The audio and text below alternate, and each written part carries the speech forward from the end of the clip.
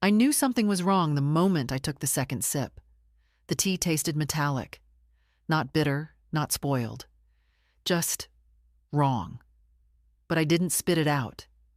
That would have been too dramatic, too suspicious. Instead, I let the warmth sit in my mouth, like I'd done 1,000 times before, and swallowed, slowly, watching my son's face. "You still like Earl Grey, right?" Edgar asked, all smiles. He'd even brought my favorite shortbread, the one I used to bake when he was little and couldn't sleep. I nodded and placed the cup down carefully. I didn't say much. I didn't trust my voice. It's strange how the body recognizes danger faster than the mind. My fingers had gone cold. My stomach had tightened. But I smiled, just slightly. I couldn't let him see. We sat in the sunroom, the one that used to be my late husband's pride. The autumn light filtered through the yellowing curtains, and the glass on the French doors rattled a little with the wind. Edgar was talking about the weather, the neighborhood, the real estate market. I let him. I watched him as he talked. He'd aged badly. At 46, he looked tired in a way that sleep wouldn't fix. His hair had thinned at the temples. There was something in his eyes. Restless calculation, like he was keeping score. He asked about my will. I gave him nothing. No emotion. No change in expression. Just a polite, "Everything's in order, dear." And I stood up to get the cookie tin. By the time he left, kissing my cheek as he always did, too gently, too theatrically, I already knew. I just didn't know how bad it would get. That night, around 2 a.m., I woke up with a tightness in my chest. My vision blurred when I sat up. I barely made it to the bathroom before I started throwing up. My legs shook so badly I had to crawl back to bed on all fours. My mouth was dry. My skin cold. My pulse thudding in my ears like a drumbeat too far away to reach. I should have called someone, called an ambulance, but I didn't. Part of me wanted to believe it was the flu, or my blood pressure, or just a bad reaction to something. A bigger part of me knew the truth, and I wasn't ready to admit it. The next morning, I made myself toast I couldn't eat. I sat at the kitchen table with the windows open, wrapped in a cardigan too thin for October, and stared at the cup Edgar had used. It was still there. A ring of brown at the bottom, a smear of something on the rim. I didn't touch it. I didn't clean anything. I just looked. Around noon, I called my doctor's office and scheduled an appointment for a general checkup. I told them it wasn't urgent. That same afternoon, I opened the old secretary desk by the window and pulled out the folder I hadn't touched in years, the one with my name on it, written in my late husband's blocky handwriting, Jones Docs. Inside were the originals: house deed, bank account info, power of attorney forms, my will. I leafed through them slowly, one by one, like flipping pages in a prayer book. I hadn't changed anything since Richard died 12 years ago. Back then, I'd thought Edgar was struggling, and it felt right to give him some authority in case something happened to me. He'd seemed grateful, polite, responsible. That version of him hadn't lasted. I held up the document giving him access to my finances. The paper was yellowing, but the signature was clear. Mine, trusting, stupid. That evening, I didn't answer the phone when he called. Instead, I made tea myself. From a box I'd opened personally. From a sealed tin I kept in the back of the pantry. I boiled the water longer than usual. I didn't sit in the sunroom. I sat in the kitchen, lights off, the tea steaming in my hands. And I asked myself a question I never thought I'd have to ask. Did my son just try to kill me? It didn't feel real. But then again, neither did the silence that followed. He didn't call again that night. He didn't check in the next morning. He didn't bring up the tea when we spoke 2 days later, casually, briefly, about dropping by again soon. And that's when I knew. He thought it hadn't worked. He thought I was just old, tired, maybe sick, maybe senile, maybe ready. But I wasn't any of those things. I wasn't ready. And I sure as hell wasn't going to die sipping poison out of a teacup in my own house. No. He wanted to inherit the house. He'd have to come and take it from me. And I would be waiting.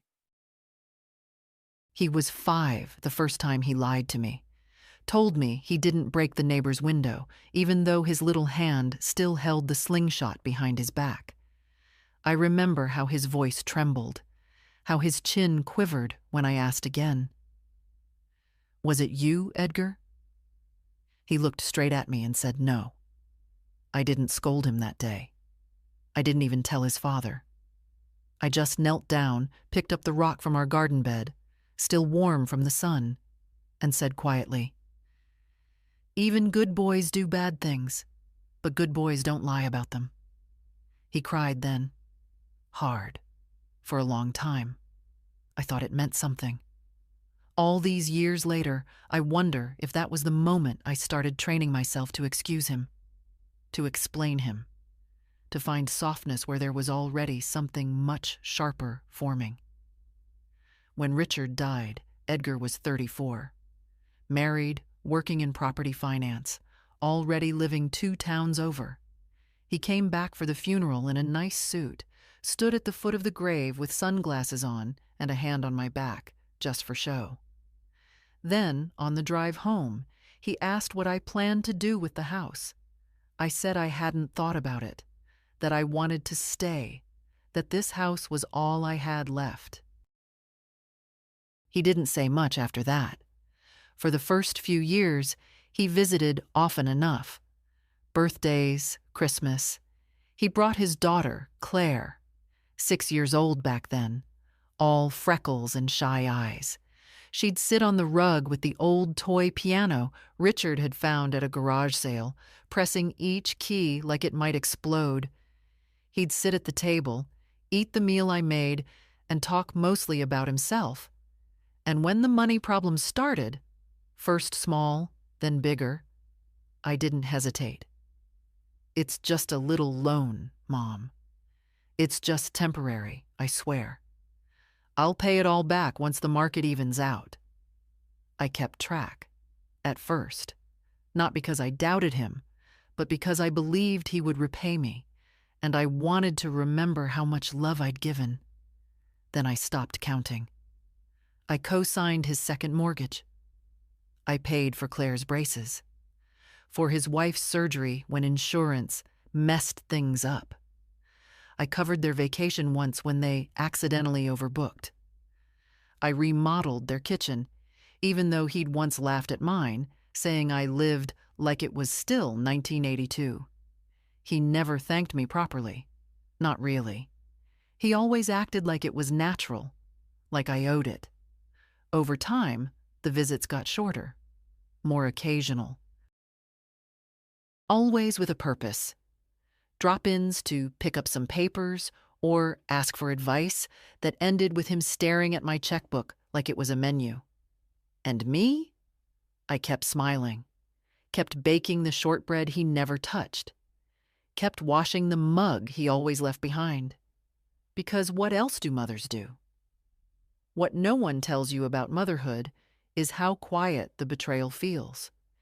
It doesn't come with a slap or a scream. It's the silence. The way your calls go unanswered, the way you find out from neighbors that your son bought a new car, while still owing you money, the way he forgets the date your husband died. Last year, when I had the flu, Claire came over with soup and a blanket. Her voice trembled when she asked why Dad didn't come. I told her he was busy. She didn't believe me. She's 20 now, studying literature at the community college, working part-time at the library. She texts me sometimes. Silly things. Poems. Quotes. This reminded me of you, Grandma. Sometimes she just writes, "Are you okay?" She's the only one who sees me anymore, and Edgar knows that. I've seen the way he looks at her, the same look he gives anything he can't control. Mild disdain. A forced smile. Claire doesn't ask him for help, doesn't take his money, doesn't tolerate his pretending. She loves me with a kind of quiet loyalty that makes him uneasy. I once heard him tell her, "Don't let Grandma fill your head with all that sentimental stuff. It'll hold you back." She didn't answer. She just reached over and took my hand. He saw that. He didn't like it. I used to think he was simply ambitious. That he wanted better for his family. That his coldness was a product of stress, not character. But that kind of hope withers slowly. And now it's gone. The week after the tea incident, I started going through old receipts. I pulled out the dusty accordion folder from the hall closet, the one marked Edgar. I laid out every check, every transfer, every note that said, "I'll repay this by October," or "just until the bonus comes through." It covered the entire dining table. I made tea, my own tea, and I looked at 23 years of quiet erosion, not just of money, of dignity, of trust. And still, I didn't hate him. I just didn't believe in him anymore. I folded every receipt neatly and placed them back in the folder. Then I pulled out a new envelope. On it, I wrote, "Claire, open only if necessary." Inside, I placed a note. Not a will, not instructions, just a sentence. "If something ever happens to me, please know, I never gave him the right to take what's mine." I wasn't stupid. That's what stung the most. The idea that Edgar believed I wouldn't notice, that he could slide a cup across the table, watch me sip from it, and assume my mind was too soft, too worn down to feel the shift. But my mind was sharp. Older, yes, slower, maybe, but not blind. And now it was awake in a way it hadn't been in years. I didn't go to the police. That would have made a spectacle. I had no proof, no witness, no recording. Only the teacup still sitting in my kitchen sink, and the memory of its taste still clinging to the back of my tongue like a bruise. That wasn't evidence. That was suspicion. So I started with what I could control. The next morning, I put on my brown coat and my sensible shoes, the ones I used to wear when Richard and I went to church, and I walked the 12 blocks to the First Citizen Bank. I didn't call ahead. I didn't need an appointment. I needed a conversation. "Good morning, Mrs. Simon," the young man at the desk said brightly. His name tag said Brent. He looked about 12. His smile faltered when I handed him my ID and said calmly, "I need to revoke a power of attorney." He blinked. "Of course." "May I ask why?" "No," I said evenly. "You may not." Brent cleared his throat and typed something into his computer. "It shows here that your son, Edgar Simon, has active access to—" "Yes," I interrupted, "and I'd like to change that. Today." He nodded, tapping keys. "We can do that, but it will require 2 forms of identification and a notary." "I brought both," I said, reaching into my handbag. I had spent the night gathering everything I needed: passport, utility bill, property deed, and the original power of attorney document, signed and filed in 2013, when I still believed my son would protect me if something went wrong. Now, I was protecting myself from him. Brent processed the revocation quietly.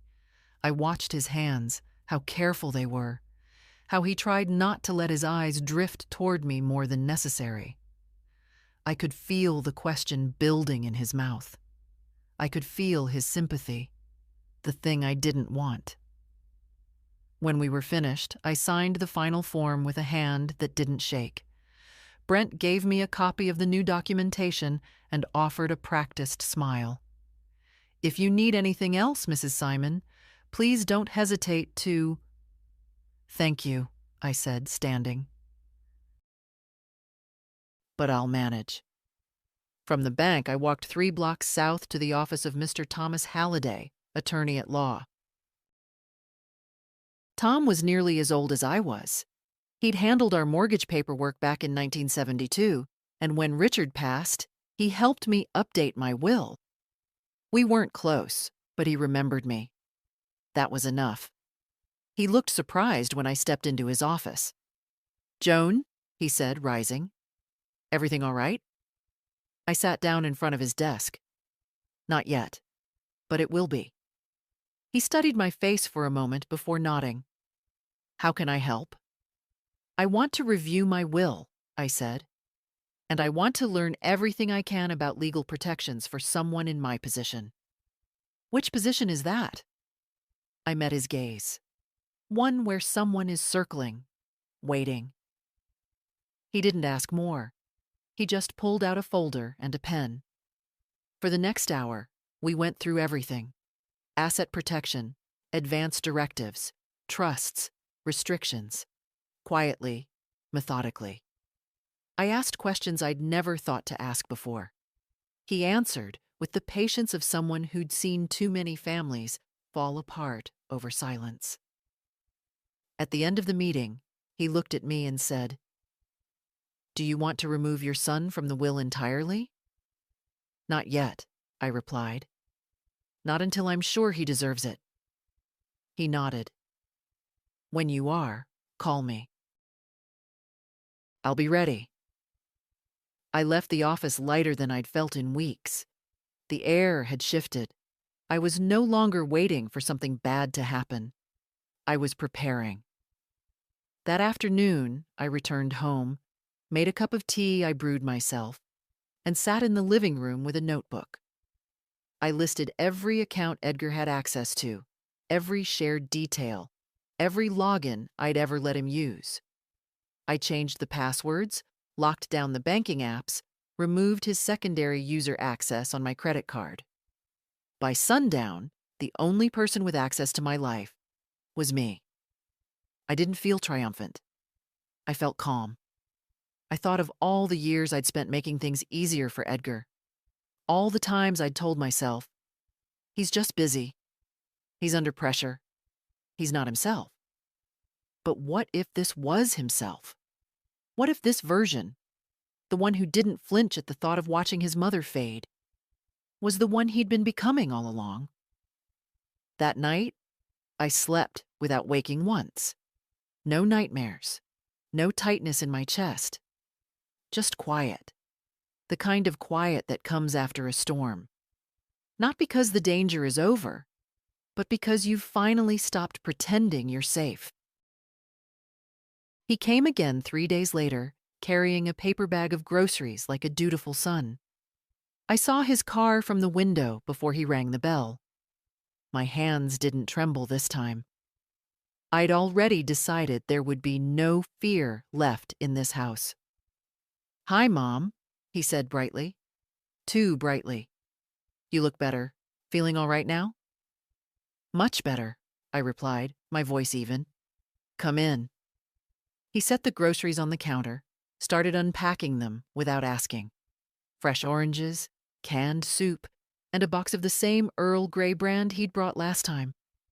That detail did not escape me. I smiled. "You're spoiling me." He laughed. "Oh, come on. You raised me to take care of people." I wondered if he heard the irony. I doubted it. He talked while he worked. About Claire, about his job, about how expensive life was getting. I nodded at the right moments, offered the occasional, mm-hmm. When he finally sat down at the kitchen table, I brought over the tea kettle. "Still like your tea strong?" I asked. "Yeah, sure." I poured him a cup and watched the steam rise between us like a thin curtain. I stirred the sugar in mine. 2 spoons, no milk. He took his without thinking. That was good. He never watched me prepare it. He never thought I might have learned from him. I hadn't poisoned him. God, no. That's not who I am. But I did give him something to make him sweat. A small dose of castor oil I used to keep in the medicine cabinet. Not enough to harm, just enough to make him uncomfortable, to remind him that control was not his alone. He didn't notice at first. He drank half the cup before his expression began to shift, his jaw tightening, his fingers twitching against the table. I kept talking about the new neighbors, about the stray cat that had started sleeping under my porch. My tone was calm, almost bored. It was oddly satisfying. After a few minutes, he stood abruptly. "I should get going," he muttered. "Lot of work tomorrow." "Of course," I said sweetly. "Thanks for coming, dear. I do appreciate it." He left quickly, avoiding my eyes. His car peeled away faster than usual. The sound of his tires echoed down the street long after he was gone. I sat alone for a while, looking at the 2 cups on the table. His half-finished tea still steamed faintly, the lemon slice floating like a small yellow moon. For the first time in months, I felt something I hadn't felt in years. Control. Not joy, not vengeance. Just quiet, steady control. It wasn't about hurting him. It was about balance. About reminding both of us that I wasn't as helpless as he imagined. Later that night, I called Claire. She answered on the second ring. "Grandma, everything okay?" "Yes, darling. I just wanted to hear your voice." She talked about school, a new book she was reading, the essay she was struggling with. Her voice was like light through dust, soft, golden, alive. I didn't mention her father. Not yet. She'd find out in time, and I refused to drag her into the darkness before it was necessary. When I hung up, I went to the cabinet where I kept the rest of the tea and slid it into a plastic bag. Evidence of a kind. Not for the police, for myself. Proof that I wasn't losing my mind. The next morning, I drove to the small pharmacy across town. The owner, Mrs. Latham, had known me since Claire was in diapers. She looked surprised when I asked if she knew any place that did private product testing. "What kind of product?" she asked cautiously. "Tea," I said. "Something about the taste doesn't sit right." She hesitated, then scribbled a number on a scrap of paper. "There's a lab 2 blocks from the hospital. They do food and chemical analyses. Discreetly." That was exactly what I needed. I took the paper, thanked her, and went home. The whole way back, I kept my hands tight on the steering wheel, my mind running over every look, every pause, every word Edgar had spoken the last few visits. They fit together now. Too perfectly. The way he'd insisted I sign those bank forms again, just in case. The way he'd asked about my medication schedule, pretending concern. The way he'd lingered by the cabinet where I keep my will. He'd been rehearsing this for months, maybe years. But here's the thing about being underestimated. It gives you time. Time to think. Time to plan. Time to watch the other person show his hand before you play yours.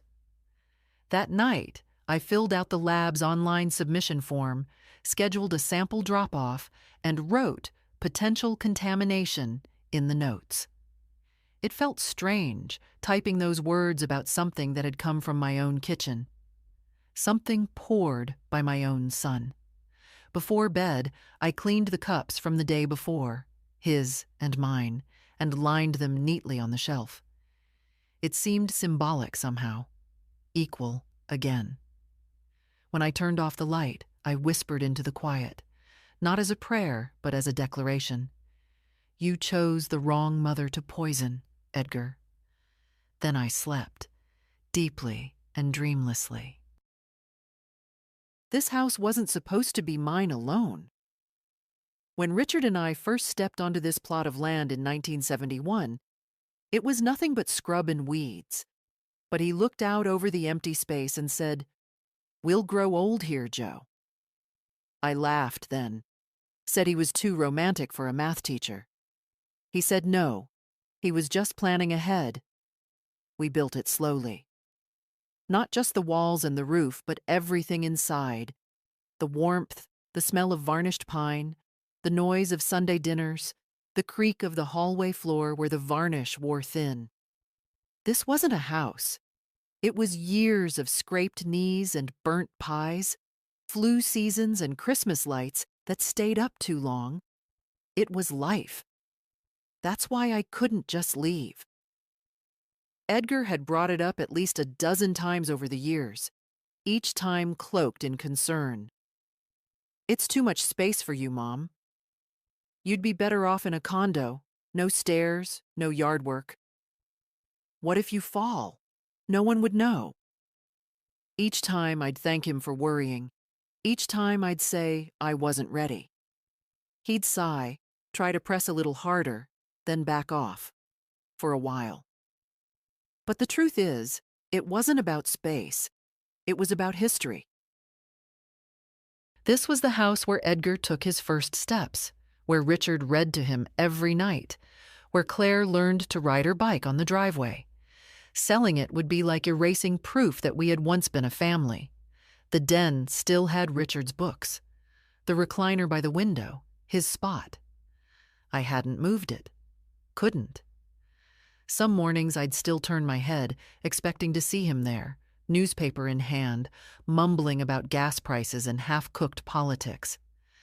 Edgar once offered to help me declutter the place, said it like it was an act of mercy. "We can rent a dumpster," he said. "Get rid of the junk, maybe make the space more marketable." Marketable. That word stuck with me like a thorn.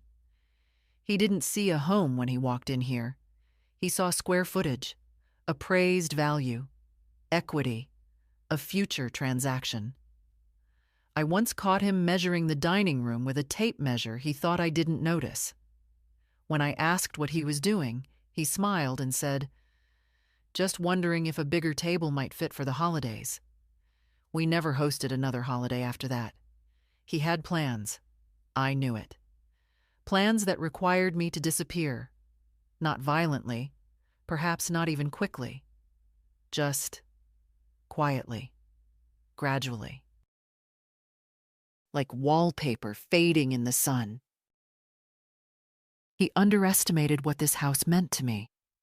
It's not that I'm afraid of dying. I've lived long enough to understand death isn't the worst thing that can happen. But I'm afraid of dying invisible, of vanishing without leaving behind the truth of who I was, of what I built, what I gave, what I protected. This house holds all of it. The corner in the kitchen where Claire used to sit and draw while I cooked. The nick in the banister from the time Edgar fell down the stairs and Richard insisted on fixing it himself, only to leave it slightly crooked. The nail in the hallway wall where our anniversary clock hung. It stopped ticking when Richard died. I never wound it again. It's not a grand house. Not the kind you see in glossy brochures. But it's mine. Every shingle, every crack in the driveway, every dusty corner. And Edgar, he doesn't want the memories. He wants the title. But I've started to think, maybe that's not how this ends. Maybe this house doesn't have to go to him at all. Maybe it can be what it always was. A place of love. A place of safety. A place that holds more than just numbers on a page. Claire once told me, "Grandma, if I ever had a place like this, I'd never let anyone touch it." She said it without knowing how deeply I heard her. Without knowing what I was starting to consider. It would take work. Planning. lawyers, papers thicker than the pies I used to bake. But I had time. And for the first time in years, I had clarity. Richard would have understood. He always said the house was for the family. And family, I was beginning to see, wasn't always about blood. It was about who showed up, who stayed, who didn't see you as something to step over on the way to something better. That night, I walked the house slowly, from front porch to backyard. I let my fingers touch every surface that held a memory. I stood in Claire's old bedroom and ran my hand along the windowsill where she once kept a row of glass marbles. I sat on the porch swing Richard had built and listened to the creak of the chain. Softer now, but still familiar. This house knew me, and I would not let it be claimed by someone who didn't. Not through sweet tea or sharpened smiles. Not through slow poison or signatures in my sleep. If Edgar wanted it, he'd have to earn it. And from where I stood, he was already disqualified. He always prided himself on being persuasive. When he was 12, Edgar once convinced me that he needed a computer for school, though I knew very well he was only using it to play games. He talked circles around me until I gave in, as if resistance was just a formality he had to overcome. He didn't ask. He strategized. And I, back then, mistook it for cleverness. But cleverness has a cost when it grows unchecked. He came again on a Wednesday, this time wearing cologne he never used around me. Something sharp and synthetic. He brought a notepad, an envelope, and a performance. I recognized it immediately. "Hey, Mom," he said, kissing the air near my cheek. "I've been thinking. You know how I've been handling some of your bills and forms lately." I nodded slowly. I knew exactly what he was leading to. Well, I thought, and don't feel pressured, obviously, but it might make things easier for you if I helped manage a few more things. We could get a couple documents signed, nothing major, just streamline stuff. Make sure everything's smooth. He set the envelope on the table, casual, like it was just a flyer he'd picked up along the way. I let my eyes rest on it without touching it. "Like what?" I asked gently. "Oh, just a few routine things. A reaffirmation of the power of attorney, just to keep the banks off our backs. Maybe updating your signature on some account info. Just clerical stuff, really." "Of course," I said, reaching into the drawer for my reading glasses. His shoulders relaxed. He thought he'd won. The truth was, I'd been planning this for a week. I had spent hours with Mr. Halliday, reviewing every clause in my existing documents. We prepared a set of replacements, a complete revocation of Edgar's legal authority, a new limited directive naming a neutral third-party advisor, and a temporary guardianship clause giving Claire oversight in the event of any sudden incapacitation. All perfectly legal, all ready for signature, all hidden in the same drawer where I kept the biscuit tin. I set his envelope aside without opening it and pulled out mine instead. "Actually," I said softly, "I've been reviewing some things myself. I had a little help." I tapped the top of the folder. "Would you mind signing a few forms as well? Just acknowledgments, so we're on the same page." His face flickered. Only for a moment. Then the smile returned. Too wide. Too quick. "Of course, Mom. Whatever makes you comfortable." He didn't ask to read them. He barely skimmed. The arrogance ran that deep. He believed I was handing him keys. I was handing him a lock. He signed 3 separate acknowledgments. Each one documented the revocation of his former rights, his awareness of the new legal representative, and confirmation that he had no claim to any asset not explicitly willed. He even joked as he signed, Feels like I'm applying for a job with you, huh? I smiled. Well, I am very selective. When he left, he was humming. He thought the performance had gone well. He thought he'd tightened his grip. He even said as he stepped out onto the porch, "One day, I'll have to thank you properly for trusting me with all this." "You'll have your chance," I replied, "sooner than you think." I watched his car disappear down the street. Then I picked up the pen he had used, placed it in a Ziploc bag, and sealed it shut. Just in case. The next day, I returned to Mr. Halliday's office with the documents he'd signed. He read them carefully, then looked at me over his glasses. "You do realize," he said, "that these are ironclad. He'll have no access from this point forward." "I realize," I said. "That's the idea." We filed the paperwork. Copies went to the bank, the utility companies, the insurance agents. I had his access removed from every channel, clean, quiet, complete. It felt like severing a lifeline. But the truth was, the line had already snapped years ago. I was just acknowledging the break. That evening, I made myself a small dinner, lentil soup, buttered toast, a glass of wine I'd been saving since my last birthday. I sat at the table alone and raised the glass in the air like a private toast. "To the version of me that didn't know better," I murmured. "To the woman who finally does." The house felt warmer that night. Maybe it was the wine. Maybe it was the silence. Not empty this time, but clean, free of the weight of waiting. The next morning, I woke up to a text from Claire. "Grandma, can I come by this weekend? I miss you." I replied with 2 words. Always welcome. Edgar still hadn't called, and from now on, if he ever did, it wouldn't be to ask. It would be to beg. He always talked too much when he thought he was winning.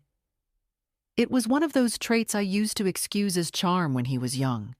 That confident stream of words, that slightly raised eyebrow when he believed he had the upper hand. Even as a boy, Edgar filled silences with noise, as if pausing might give the truth a chance to slip through. So when he showed up again, this time without the tea, and started talking about next steps and plans for the future, I just listened. I kept my face calm, my voice gentle. I nodded in all the right places, and I pressed record. The digital voice recorder I'd ordered online was no larger than a lipstick. It rested in the pocket of my cardigan, the mic aimed subtly in his direction. I had tested it several times. The sound quality was flawless. He never noticed. He sat at the kitchen table, helping himself to coffee I'd already poured. Nothing fancy this time. No gifts, no disguises. Just Edgar, talking as if he were already master of the estate. "You know, Mom, I've been thinking," he began, tapping the rim of his mug. "This house really could be something, if we freshened it up a bit. Maybe put it on the market come spring. Get ahead of the curve." I tilted my head. "Why would we sell?" He gave that laugh, the one that used to sound endearing, but now felt like a knife dipped in syrup. "I mean, you wouldn't have to deal with it, of course. I'd handle everything. Just thinking ahead, that's all." I didn't say a word. He kept going, of course. "Claire's moving out soon, right? Starting her own life. And it's not like the neighborhood's what it used to be. Property taxes are going up. You deserve some peace." "I have peace," I said quietly. He ignored that. "And besides, you've said it yourself. Houses come with responsibilities. You could be somewhere safer, smaller, a community for active seniors. Nice views, built-in security." His tone shifted. More careful now, more measured. "But we'd want to make sure everything's in place.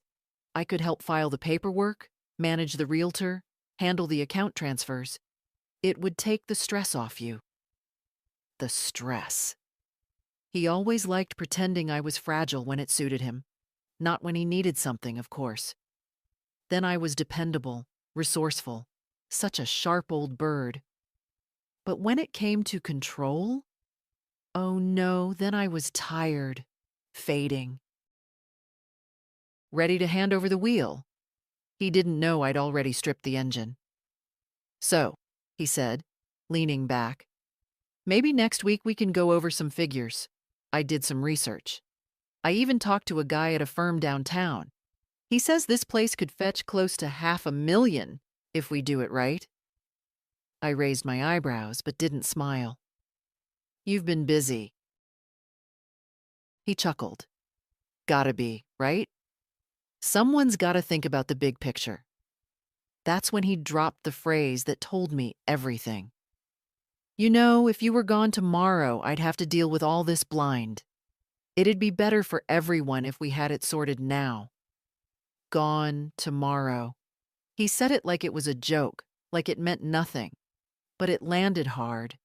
Not because it scared me, but because it was too comfortable on his tongue. He'd thought it before, rehearsed it, maybe even imagined it. I watched him sip his coffee. My hands didn't shake. Instead, I reached for a folder I had left on the counter. Inside were some documents I had printed earlier that morning. Insurance updates, utility statements, an inventory of valuables I'd begun to catalog. All perfectly innocuous. Since you're already helping, I said, handing it over, would you mind double-checking these?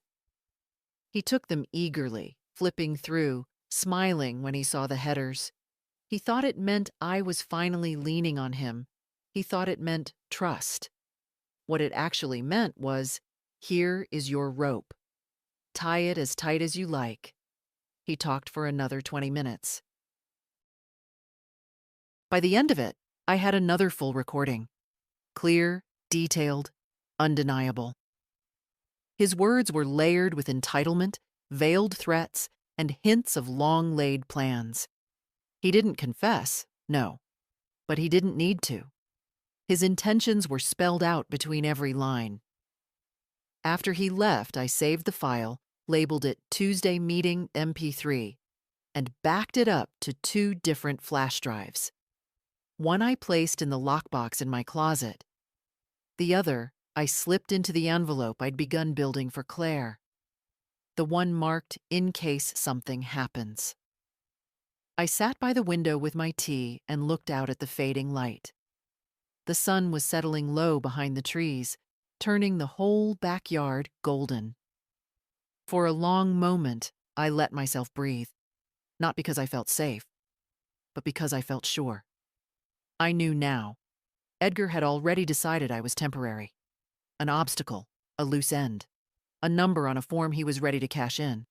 But I wasn't a number. I was a record, a witness, a fortress with stronger walls than he could see. And I was no longer waiting for justice to arrive. I was building it. One careful word, one signed document, one recorded conversation at a time. He came asking for money again. Of course he did. It was a Thursday afternoon, one of those crisp, bright days when the leaves crunch underfoot and everything smells like baked apples and wood smoke. He showed up in a button-down shirt, no tie, sleeves rolled, trying to look casual, like he'd just dropped by on a whim. But Edgar never dropped by on a whim. He lingered in the doorway with that same eager smile. Got a minute, Mom? I stepped aside and let him in without a word. I'd already made tea, not the kind he brought. Mine. He followed me into the kitchen like a dog scenting scraps, talking before I even sat down. I've got an opportunity, he said, his tone rehearsed. A good one. Could really turn things around. He always said that, like his life was one well-timed loan away from being something respectable. This guy I know is launching a real estate venture, he continued, and he's looking for silent investors. I'd be first in, so the return could be— "How much?" I asked. He paused, blinked. "Well, the initial stake would be 25,000. Of course." I didn't flinch, didn't raise my voice. Just sipped my tea and said, "That's a lot." He leaned forward, eager now. "I know, but I've crunched the numbers, and with your help I could really—" I raised a hand, slowly. "Are you asking me to gift it? Or loan it?" He hesitated, that flicker of calculation in his eyes again. "Well, technically it would be a loan, but flexible, informal, between us." "Ah," I said softly. This was the moment I'd planned for, the one I'd anticipated since the night I lay in bed, dizzy and sick, tasting metal on my tongue. I needed him to ask. I needed a paper trail. I needed him to think I'd said yes. "All right," I said. His eyebrows jumped. "Wait, seriously?" I nodded. "I'll help." He broke into a grin, leaned back like a man who'd just won something. "You won't regret this, Mom. Honestly. This'll be the last time I ever need—" "I'd like the terms in writing," I interrupted gently. He blinked again. "You mean a contract?" "Just something simple," I said. "We can call it what it is. A private loan. For tax purposes." He hesitated.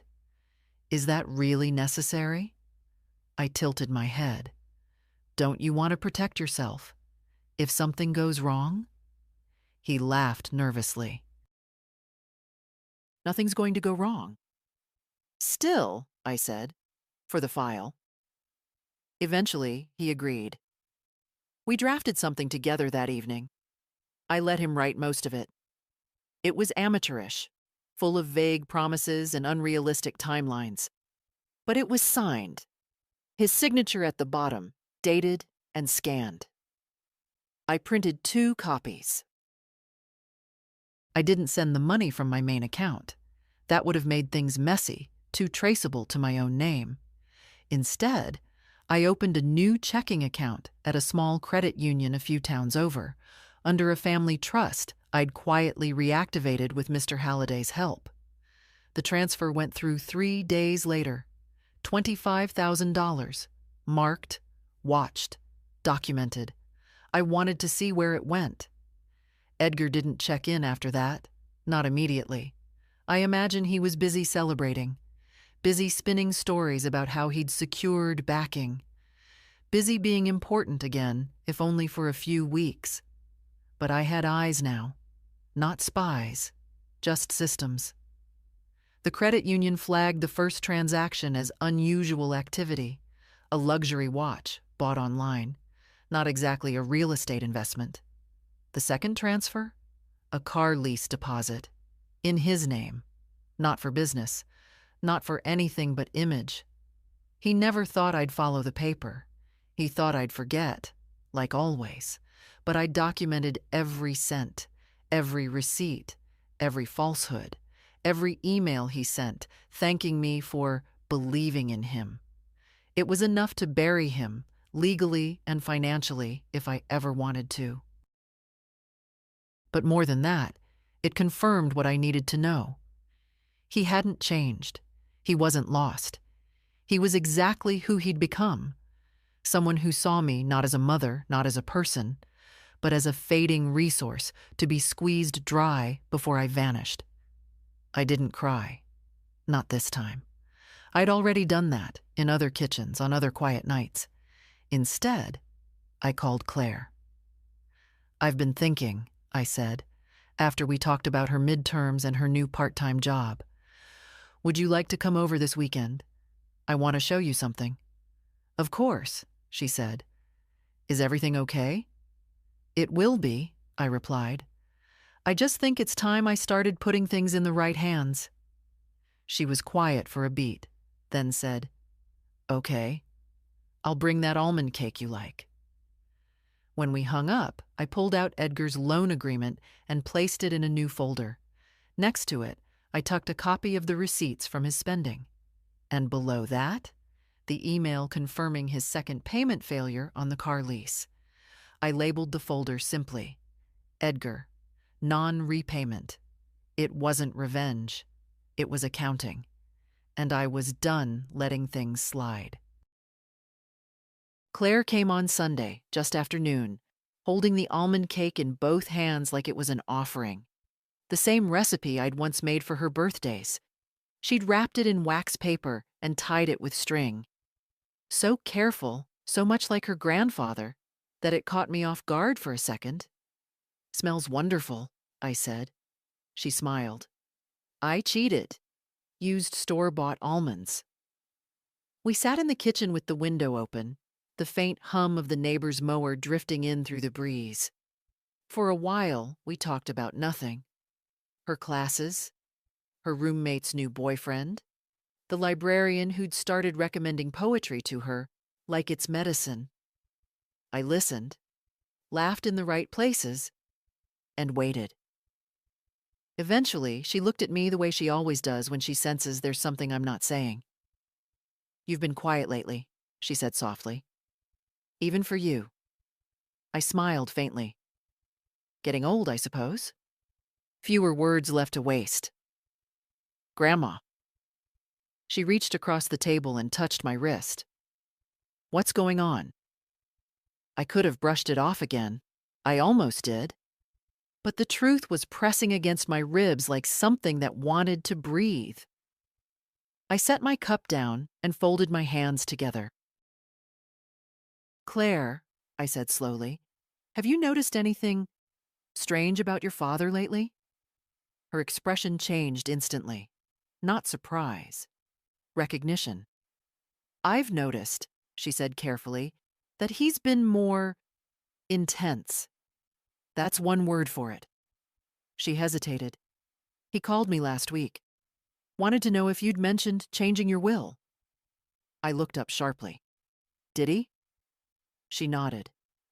"He said it was just curiosity, but it didn't sound like curiosity." For a moment, we just sat there, the air thick with everything we weren't saying. Then I told her. Not all of it, not the worst of it, but enough. The tea, the sickness, the way he'd started circling around the house, the documents, the money. Claire didn't gasp. She didn't cry. She just went very still, her jaw tightening the way her mother's used to when she was furious. "He wouldn't," she whispered, finally. But it wasn't conviction.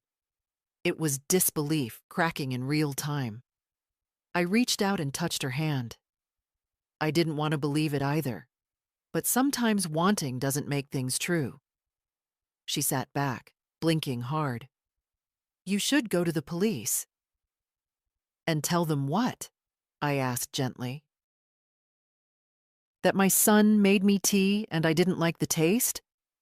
She looked down. "Still, you shouldn't be alone with him." "I'm not," I said.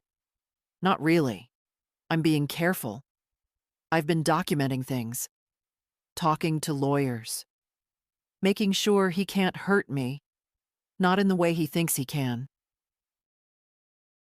She frowned. "What do you mean?" "I mean," I said, "that if he wants to take something from me, he'll find it's already gone." For the first time that afternoon, she smiled. A sad, proud little curve of the mouth that reminded me so much of Richard. It ached. We ate cake after that, though neither of us was really hungry. Claire insisted on washing the dishes, humming quietly under her breath. Watching her move around the kitchen, so steady, so alive, I felt a kind of peace settle over me. Maybe I hadn't failed entirely as a mother. Maybe the good had simply skipped a generation. Before she left, she turned to me at the door.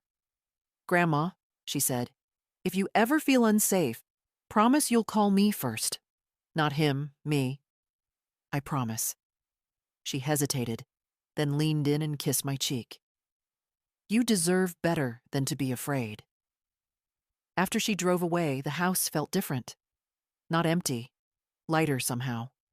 as if someone had opened a window inside my chest.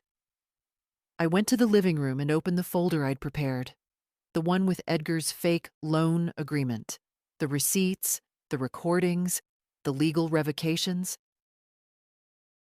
Then I added something new, a printed copy of an email I'd sent to my lawyer that morning, a formal update to my will. It was simple. Everything. The house, the savings, the furniture, the insurance went to Claire. No conditions, no shared control, no room for dispute. At the bottom, I'd written a single sentence. All previous beneficiaries are hereby removed for cause. Cause. Such a small word for something so large. I sat there for a long time, staring at that word. Then I folded the papers, slipped them into the envelope marked for Claire, and sealed it. That night, I slept with the envelope under my pillow, the way children sleep with lost teeth, waiting for something to change by morning. And when I woke up, I realized something had. I wasn't angry anymore, not frightened, not bitter, just clear. If Edgar ever came for me again, I wouldn't hide behind politeness. I'd meet him at the door, calm as glass. Because the truth wasn't a weapon anymore, it was protection. And now it was mine. The call came at 9:17 a.m. "Hi, Mom. I was thinking we should talk. I've got some things to drop off, documents mostly. Just updating some stuff we discussed. Shouldn't take long." He said it like we'd agreed on something, like I'd been the one asking. I told him to come by after lunch. Then I went to the closet and took out the envelope labeled Edgar, non-repayment, checked the contents again, and placed it neatly on the sideboard in the dining room. Not to show him, just to have it nearby. Just in case I needed to remember what I already knew. Then I opened the cabinet under the sink and took out the old lockbox. Inside were 2 USB drives, each containing recordings, receipts, and copies of every document I'd filed over the past month. I didn't plan to use them. Not yet. But I knew now. The more quietly you prepare, the less noise you need to make when it's time. At 1:05, his car pulled up. He came in with another smile, another folder, another idea dressed like concern.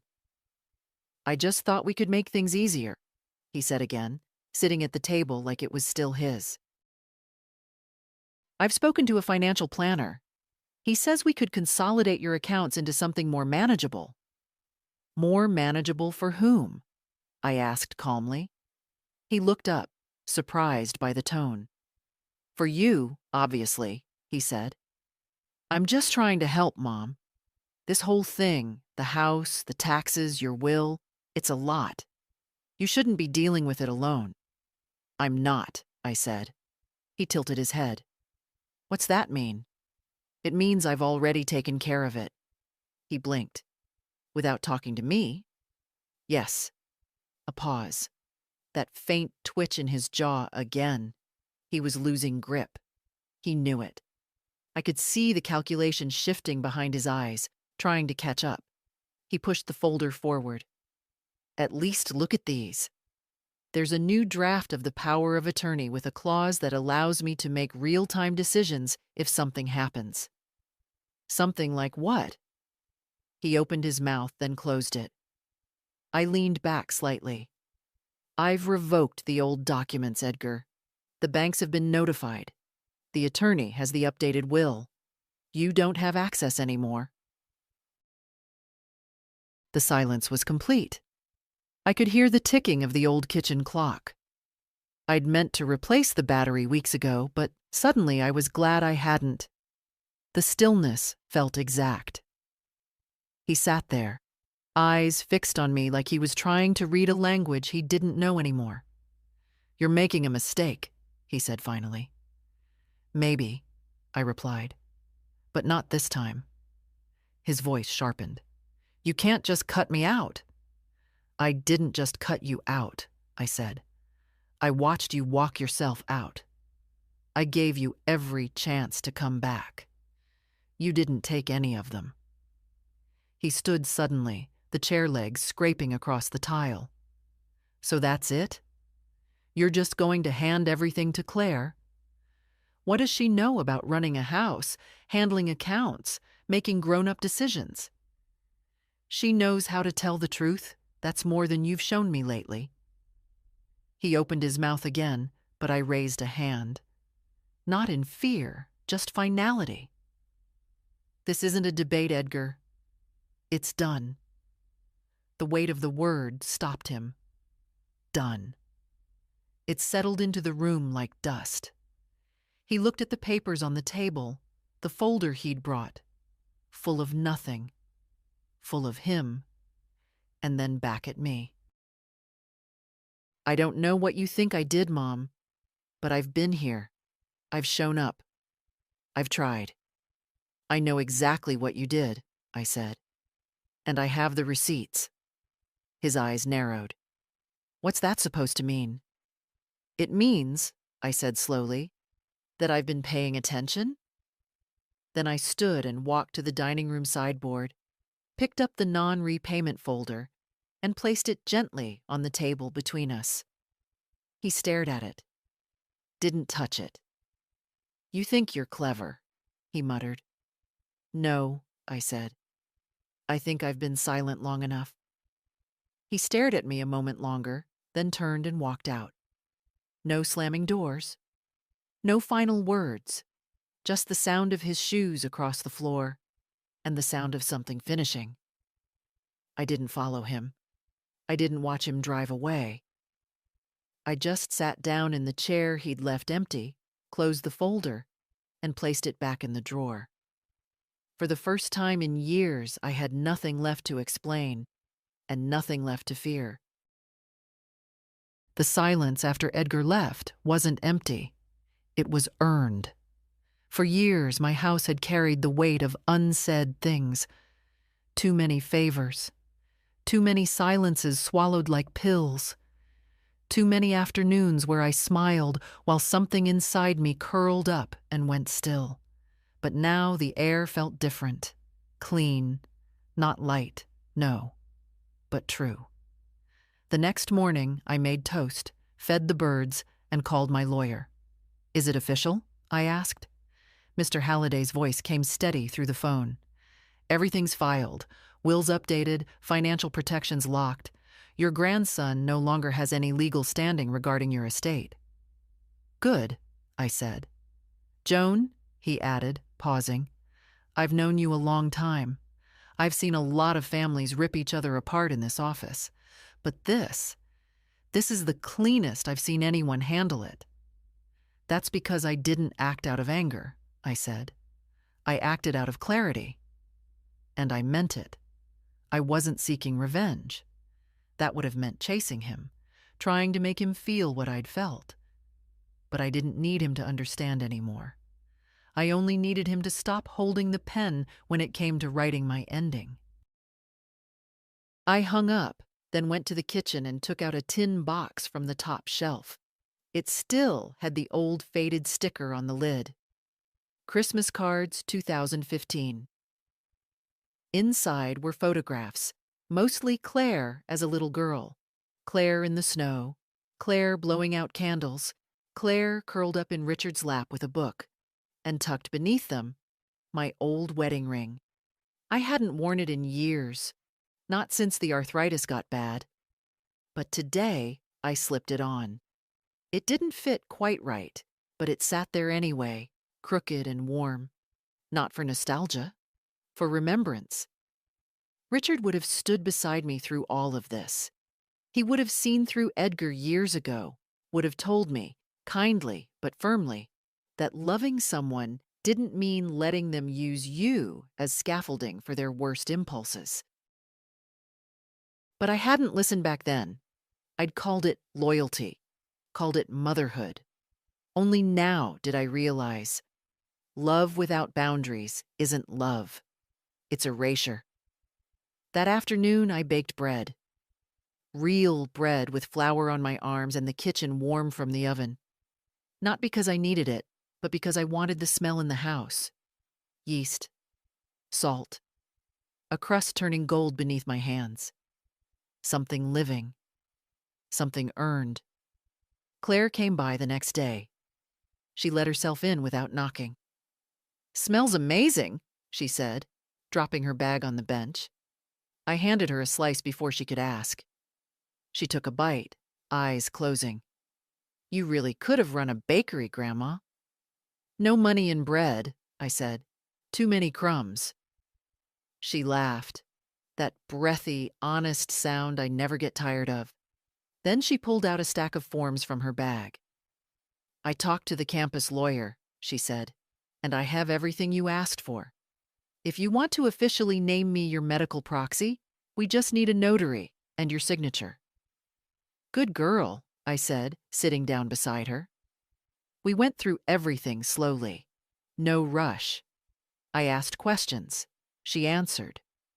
Her handwriting was clean and sure, just like her mother's once was. When we finished, I signed. A notary, a friend of hers, was coming by in the morning. It was done. All of it. Neat, traceable, real. She stayed for dinner. We made soup and played cards, and for the first time in weeks, the only thing pressing behind my ribs was fullness, not fear. After she left, I sat in the living room with the lights low, the bread cooling on the counter, and the old photo album open across my lap. Not the one I kept out for guests. The real one. The one with the tucked-in corners and scrawled notes. The one with truth in it. Page after page of birthdays, vacations, a life built in layers, and scattered through those pages. Edgar. Not just as a villain, not yet. As a boy, a brother, a son. A young man with promise before something in him narrowed into taking instead of giving. I didn't tear the photos out. I didn't scratch out his face. I just closed the book, gently. Some chapters don't need to be rewritten. They only need to be finished. And mine was finally becoming something I could live inside again. 2 days later, he tried one more time. Not a visit, not a call, an email, no subject line, just the message. "I don't know what Claire's told you, but I think we both know she's not exactly in a position to manage something this big. You're letting your emotions make legal decisions. That's dangerous. For everyone." He signed it, E. Not love, not your son, not even his full name. Just a single letter, like the rest of him had already detached from the mess he'd made. Like this was still a negotiation. I read it twice. Then I deleted it. There was nothing left to respond to. Claire came that evening. We didn't talk about the message. She hadn't seen it, and I didn't want her to. Instead, we spent the time planting bulbs in the front garden. October's a strange month for gardening, but I didn't care if they took. I just wanted my hands in the soil. She handed me each one like a coin, soft and patient. "I've been thinking," she said, pressing dirt into place. "Maybe after school ends, I could move in for a bit, just until I figure things out. We could share the space. You'd have company." I looked at her, her brow streaked with earth, her eyes clear and steady. "You want to live in a house full of ghosts?" I asked. She smiled. "Only the kind that make tea and smell like cinnamon." I didn't answer, just kept planting. When we finished, we sat on the porch, her hair pulled back in a messy knot, my knees aching in the cold. The sun dipped behind the old sycamore across the street, and for a long moment, we just watched the light leave the day. "You're sure about everything?" she asked eventually. "As sure as I've ever been," I said. "I've put the protections in place. He can't touch it now. Not the house, not the accounts, not me." She nodded, then looked away. "Do you think he ever meant to hurt you?" I took a long breath. the kind that feels like it comes from deeper than the lungs.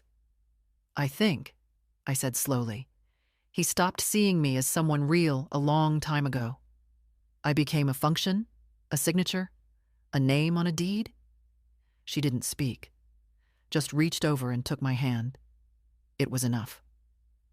That night, after she'd gone home, I sat in the den and lit a single candle. Richard's candle, the one we'd kept on the shelf above the piano, unused since the day we buried him. I watched the flame flicker, small and defiant. I wasn't afraid anymore. I hadn't realized how much fear I'd lived with, not the sharp kind, but the slow drip of dread. The tension of waiting for someone you love to finally love you back in a way that feels safe. That wait was over. The next morning, I went through every remaining file in the house.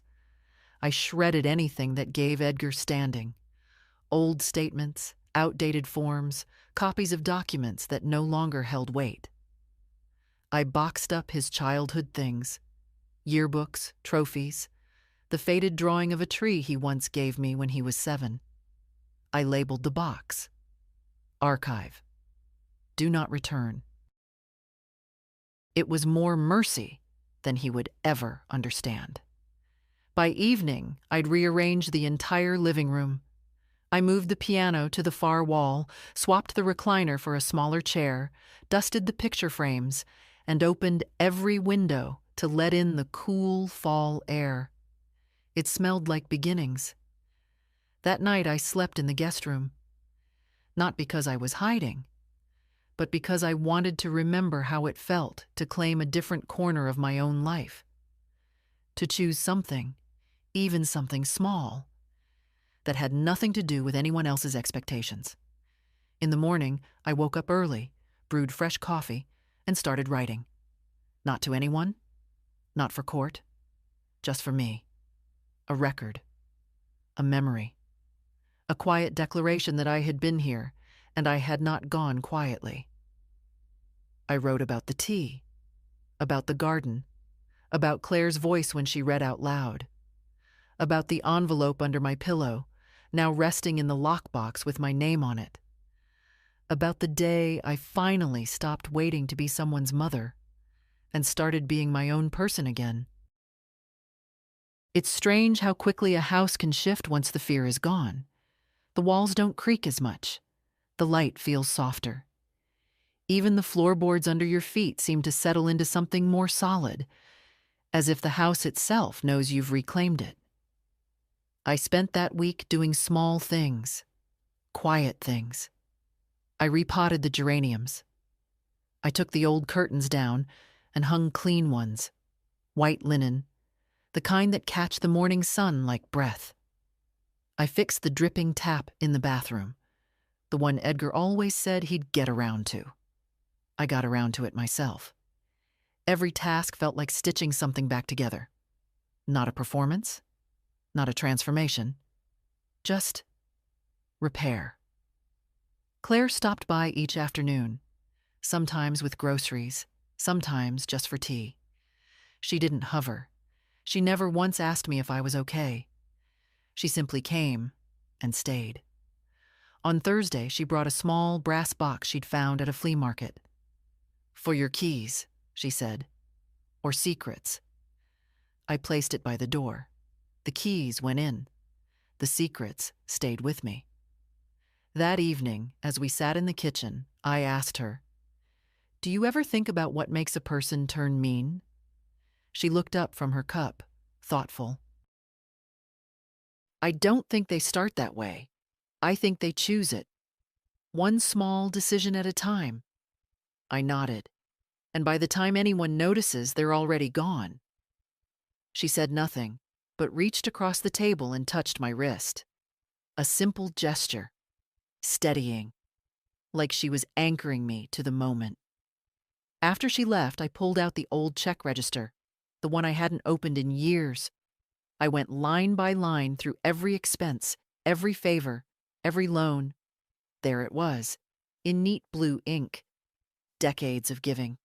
Not always money. Time, presence, grace. I hadn't always had to spare. And always. Edgar's name in the margins. I closed it, gently. Some balances aren't meant to be settled, only acknowledged.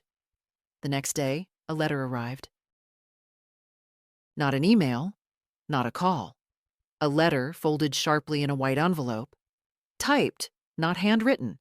It was from Edgar's lawyer, polite, formal, vague enough to protect him, pointed enough to threaten. It requested a clarification of recent changes to estate structures, citing concern over irregular revisions and implying that I might be under external influence. Claire. They meant Claire. It was the final confirmation that I'd made the right decision. I didn't respond.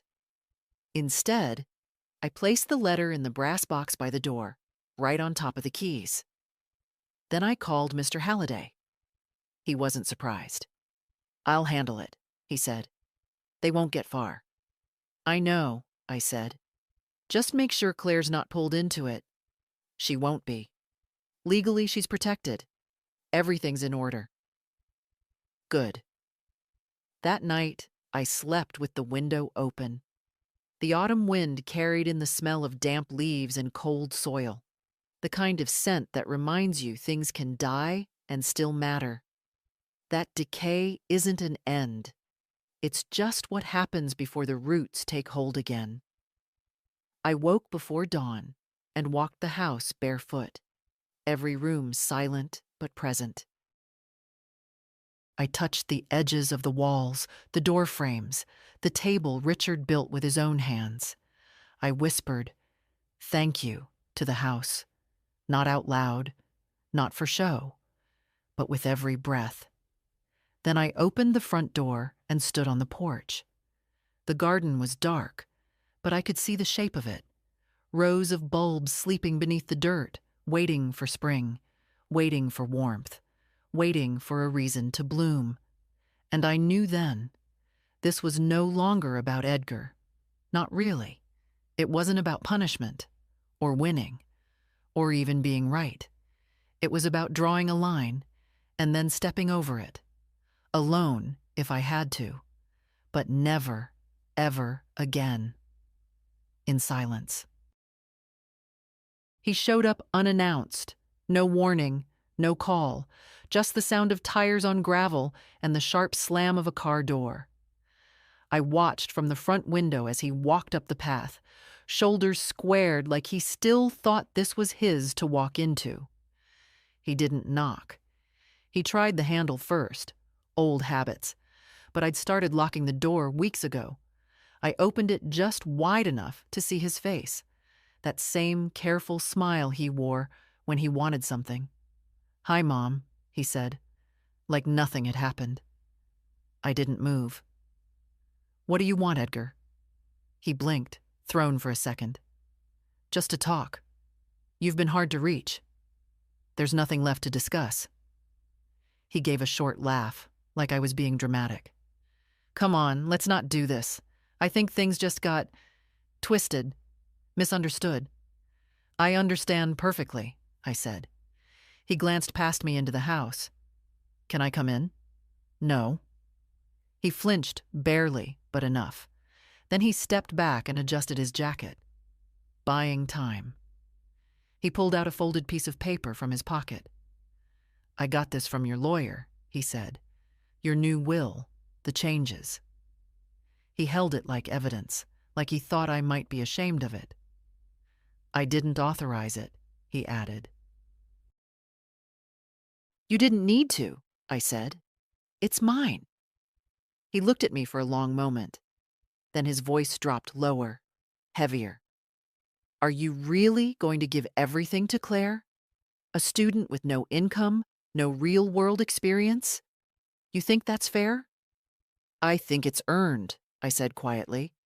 "She's manipulating you." I didn't answer. "I'm your son," he continued. "You think that doesn't mean anything?" "It means you had every opportunity," I said. "And you wasted them." He stared at me, not angry, not pleading, just blank. "You don't mean this," he said finally. "You're upset. You're being influenced. No, I said, steady. I'm being clear. He stepped forward again. You're going to regret this. One day, when Claire shows her real face, when you need help. I've needed help, I interrupted. I waited for it. I asked for it. All you ever saw was an inconvenience with a signature. His face hardened. I never meant to hurt you, he muttered. But you did. We stood in silence. Wind rustled the trees behind him, and somewhere down the block a dog barked. Ordinary sounds in an extraordinary moment. Then I reached into my pocket and pulled out a small envelope, the kind they use for receipts. I want you to take this, I said, and handed it to him. He opened it. Inside was a check for $1. His eyes shot up to mine, confused. That's your inheritance, I said. Legally binding. So you can't claim you were forgotten.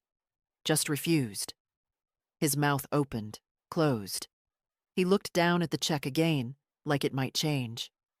You don't have to cash it, I said. But it's real. Just like this choice. He stared at it for a long moment. Then he looked back up. This is humiliating. No, I said softly. This is honest. He didn't speak again. Just turned and walked back down the path, slower this time. Not defeated, but smaller. Like something inside him had finally accepted that the door would not open again. I watched his car disappear around the corner. Then I closed the door, and I locked it. Winter came early that year. The trees held onto their color longer than usual, bright golds and stubborn reds. But by the second week of November, the wind turned sharp, and everything loosened. Leaves fell in quiet drifts across the lawn, covering the soil where Claire and I had planted spring bulbs weeks before. I sat on the porch most mornings, wrapped in the same gray shawl Richard once gave me for our 25th anniversary. It's frayed now, worn soft along the edges, but it still holds warmth. Some things do. Edgar never came back. Not in person. Not with a letter. Not with an apology. And maybe that was mercy. There are goodbyes that don't need to be spoken aloud, only lived, like a chapter that ends mid-sentence, and you never turn the page again. The check I gave him was never cashed. I thought about that more than I should have. Whether it was pride that stopped him, or denial. Whether he kept it as proof of some injustice he still believes happened to him. Or whether he simply threw it away, like so many other things he never valued until they were gone. I didn't care. Not really. Because the truth is, the moment I handed him that envelope, I stopped being someone he could shape. I stopped existing for him as a source of anything. Comfort, guilt, leverage. I became something else entirely. Someone whole. Claire moved in the week before Christmas, not with boxes or plans, just a single suitcase, her laptop, and a promise. Just until the semester ends. Then we'll see.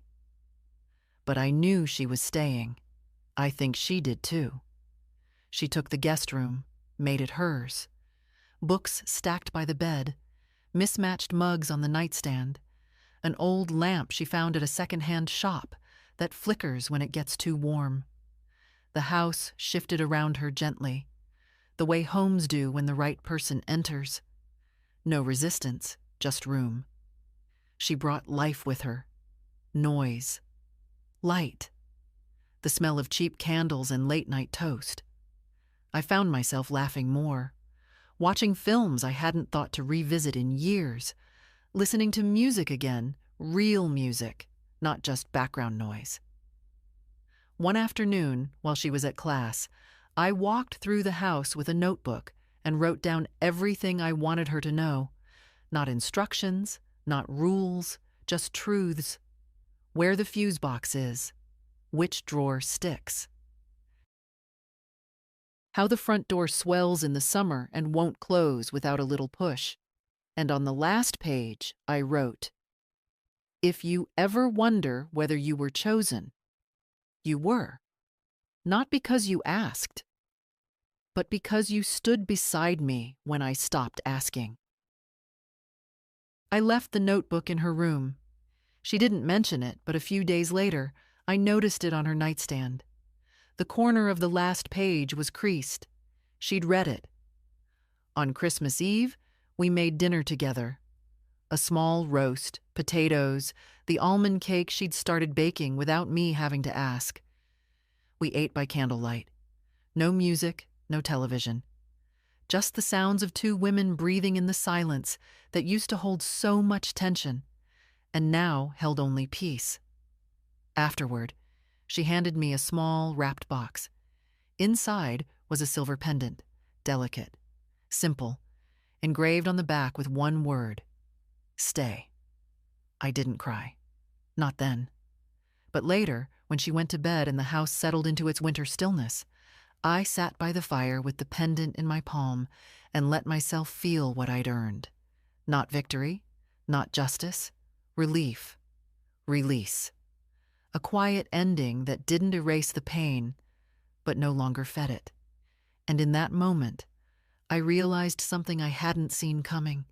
This was not a story about what Edgar did. It was a story about what I survived and what I reclaimed, not through anger, but through choosing myself, finally, without apology. So here's what I want you to take from this.